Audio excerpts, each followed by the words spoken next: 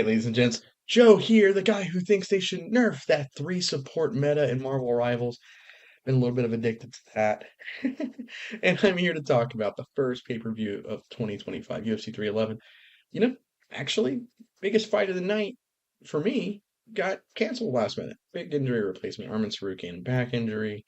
Here comes Renato Moicano getting rid of a fight I was also looking forward to, and Neal and Money Moicano.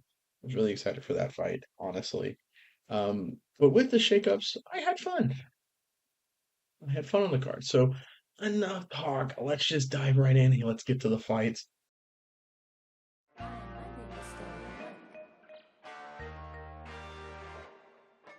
Main event was Islam Makhachev versus Renato Moicano.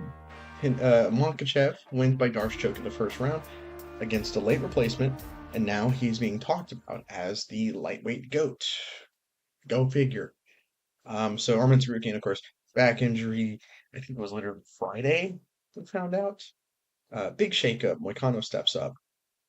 And I was actually really liking the match. I think the matchup was fun stylistically. I just kind of wish they both had training camps for each other.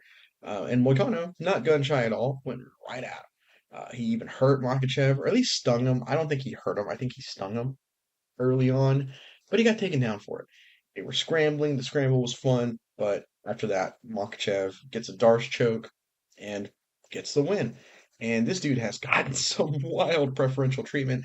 I could be crazy. Feel free to call me nuts and call me wild and all this. Um, but I'm not liking this treatment of him.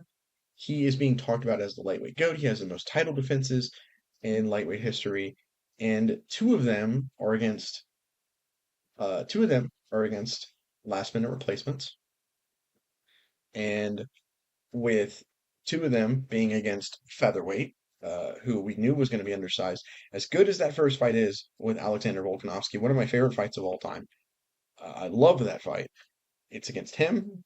Then he had the late minute replacement, and he had Dustin Poirier on a one-fight winning streak after beating Benoit Saint Denis.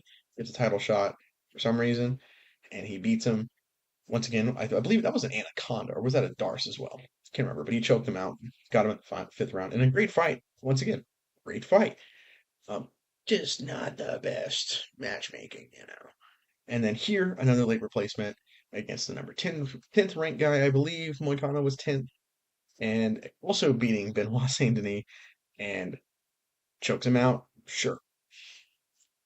I understand it's not Makhachev's fault. He's fighting the guys they're putting in front of him. Kind of a similar situation where I can't fault Alex Bejeda for his preferential treatment. I can fault the UFC. This isn't it, those two aren't in a case like Conor, where Conor was actively avoiding the wrestlers, and the UFC was glad to oblige that. This is more of a situation where the UFC is just like, at least with Makhachev, they're just doing what they think is going to make the most money and what they can do at the time. Um, and I think that is rough. I personally think that's pretty rough. I think it's because Makachev is down to fight anybody, and I think that's fantastic. So at least he isn't like abusing the position he's in. I just think that these talks are really, really early for a lightweight title defense resume that is a little inflated and a little overblown. Maybe I'm crazy. Once again, please let me know what you think, because I feel like this is a really hot topic and a very controversial take, at least for me. At least it has the potential to be. I don't know. I've just been like noticing a lot of this lately. I haven't noticed it from fans, so maybe I'm not crazy, but I've noticed it from the UFC. So once again, please tell me how you feel. I'd be genuinely very, very curious about this one. Keep on running. Keep on hiding. Co-main event, I love this fight. This fight was fantastic, and I called it. So Umar, solid favorite coming into against Merab, and on the preview show, you can see I picked Merab to win. I personally felt like the pressure pace of just breaking guys of Merab was going to break another guy. And early on, Umar looked really good, and this guy looks like a future champ. I think still, uh, really good opening first two rounds. I thought the first round was close, second round wasn't. I thought Umar won the second round. Uh, but just that you give any blood in the water, any change slowing of your pace, Rob's gonna smell it and he's gonna go. He's just gonna go because he breaks guys with his infinite gas tank and his pace. He isn't the best striker, but he outstrikes great strikers. Like he outstruck Pyotr Yan. He was outstriking Umar later in this fight, who isn't the best striker, but he's a solid striker. Definitely a better striker on paper than Merab, where the wrestling was the big kind of ooh thing. Um, and Merab just starts going at him, just starts really going at him in rounds 3, 4, and 5, and he just pulls away. Umar was super gassed out. Merab is taunting him, and it is in like so something about a guy like Merab who breaks you then starts taunting you in the fight that is just demoralizing, and I really like it. I've enjoyed all of Merab's fights. The only fight of his I haven't enjoyed is against beating one of my all-time favorite fighters of all time, second favorite fighter of all time, and who I think is the GOAT, in a very boring decision as he Holly homed Jose Aldo, uh, the GOAT. He wall installed him, which I don't like wall installing tactics ever. He couldn't take Aldo down. The pace wasn't working because Aldo had 3 rounds. He knew he could, kind of he didn't have to pace himself as hard, and was punishing a lot of tips for the pace to get pushed on him. So all Morale could do was just lay in or not lay in prey, wall install, which was very boring. But that's the only performance of his that I've not liked. I think Merab is fantastic, and this fight just shows that he truly lives up to his name as the Machine. Um, and that's another hype, two in a row, two hype trains just brought down by Merab.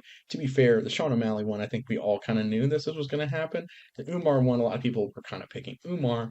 I picked Merab. I really liked the pace he brought, and I thought he could kind of do what he did here against Umar. So I feel pretty happy in calling that. But at the same time, um, I don't think this is as harsh of a downfall like it will be for Sean O'Malley potentially, because Sean O'Malley's always going to have problems against wrestlers like this. There's a reason he doesn't fight wrestlers. The UFC doesn't let him fight wrestlers. It's kind of the situation where Umar probably will be champion again. But who is next at bantamweight? Well, I thought it was going to be Figgy, but Jan just beat Figgy. So I mean, it's probably either I could see him doing a Sean O'Malley rematch. I could see them giving him like Kyler Phillips, and then if he beats him, then it's a Sean O'Malley rematch. I could see and it's crazy for a division as stacked as this, all the top contenders keep beating each other, which is kind of fun. I think it's a sign of a good division. But Merab's also beaten a lot of these guys, so it's probably Jan in a rematch next, and I think Jan loses the same way he lost in the first fight, but I think it would be still a pretty good fight. And the last fight I'll talk about at length, because this card was actually really fun. Yuri and Jamal Hill, Yuri Prochazka, fan favorite against what a lot of people say is the most delusional guys at 205. Definitely the saltiest guy at 205. I do think the joke of, well, he just woke up. That's why he's upset. He's still waking up is very funny in Jamal Hill. But shout out to Carl, who thinks it's probably a character, and if so, pretty smart. Honestly, pretty smart idea to take it in that direction because he makes any fight with him a little bit more interesting. And this fight was really fun.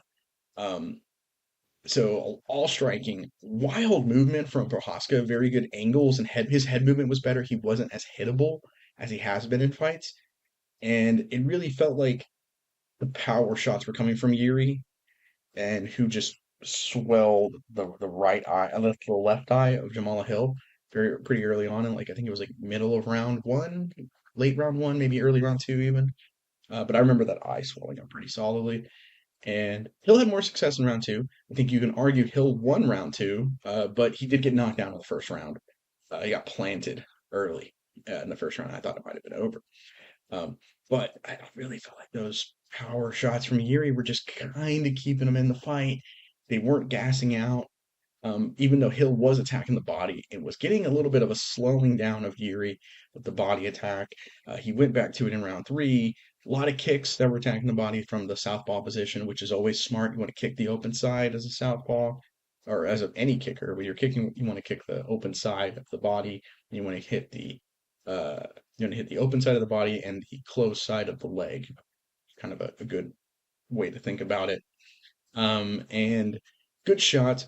Here he just lands more big shots. He hurts Jamal Hill, keeps the pressure going. Another knockdown, ground and pound, and it's done. Yuri wins, a big TKO win.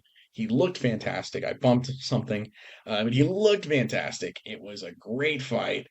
And yeah, I mean, Yuri was like, I want that third fight with Alex Tejeda. I don't think that's the play. I think he's probably going to fight because they announced it, Magomed Ankalaev, finally. And I think he probably fights Ankalaev. I know he talked about middleweight, and I know people think he's chinny. I think he's just hittable. I don't think he's chinny. I just think he's hittable. Like his durability is very solid. His defense is pretty rough. He was a little bit harder to hit in this fight though, which I think is great adjustments. But I still would be I still wouldn't pick him against Pereira as much as I love Yuri Prochazka. Definitely my favorite 205er currently on the roster. For the rest of the card, as we run through this, Yelton Almeida, he got taken down attempting to do his teep to takedown strategy, the best strategy in MMA. He got taken down in the middle of it, was getting beaten up while he was on the bottom under Spivak. And but he got a good reversal near the end of the round, used it to make a scramble, landed a big shot on the feet. I think it was a right hand that stunned Spivak. From there, he gets the knockdown, rains shots, big powerful blows coming in, and he gets a TKO win in the first round. A little bit of a comeback too. Good fight from Yelton Almeida. I want to see more than just teep kick. As much as I love the meme of teep kick to double leg, I want to see a little bit more of that. And I think that's a lot of people's consensus is we like up and coming middleweight or heavyweights. We want to see more good blood at heavyweight, but this is a good one. And he called out Cyril Gahn, which would be interesting because it would answer some questions about the wrestling of Cyril Gahn. Speaking of wrestling, Rainier de Ritter just got a takedown basically in the opening second of the fight against Kevin Holland. Quick takedown. Eventually takes the back. 2 minutes left after working for it. He gets a rear naked choke win. Kevin Holland just could not stop the opening takedown in that first second that he definitely should have been expecting. And it's rough. Rough for Kevin Holland. Johnny Barcelos put the whooping down on Peyton Talbot with just wrestling, once again wrestling, for 3 rounds, which was admittingly kind of funny. I had a good laugh watching it. I was like, oh, this is the guy they're hyping up. And then I think he looks fantastic on the feet. Oh, he just got taken down? He's gotten taken down a lot. He's getting beat up. Okay. A couple moments we were like, oh, are they going to stop it? Then the time runs out. Kind of funny. Azamak Bakoev got an early takedown, wrestling once again, and just landed some bombs from the top position, put Zach Reese out early. Bogdan Guskov and Billy Elikana. Billy Elikana had like a 1-week debut. I think he's normally a middleweight. Went up to fight at 205 just to get in the UFC. 1-week notice debut against Guskov, who is ranked, and tons of heart, for showing up. Wins the first round, honestly. Took a lot of head back position for a little bit. I thought he was probably going to get it a couple times. But after that great first round, he was just kind of gassed out, and Bogdan just kept putting the pressure on him, landing bombs on him, got him to sat him down with some shots against the cage, and then went for a ninja choke, which was pretty fun. Grant Dawson out-wrestled Carlos Diego Ferreira for 3 rounds for a unanimous decision win. Eileen Perez won the hearts of tons of men. And her fight with Carol Rosa. Wayne Gafarov beat Rinya Nakamura by unanimous decision. Bernardo Sopaj beat Ricky Tercios by unanimous decision. And finally, the opening card of the first pay-per-view of the year, Tamir Ulanbekov beat Clayton Carpenter by unanimous decision to open up the card. I'll be back, of course, to cover the next fight card. I'm always here for the recaps. Always got you guys' back. And definitely always happy to be here happy to be in another calendar year for us, 2025. Coming up on I think my 3 or 4 year anniversary. I think it's in March, I believe, with the channel, which is pretty sweet. If I do say so. So happy to be here for so long and happy to be on y'all's screens for so long because you guys are the best fans ever.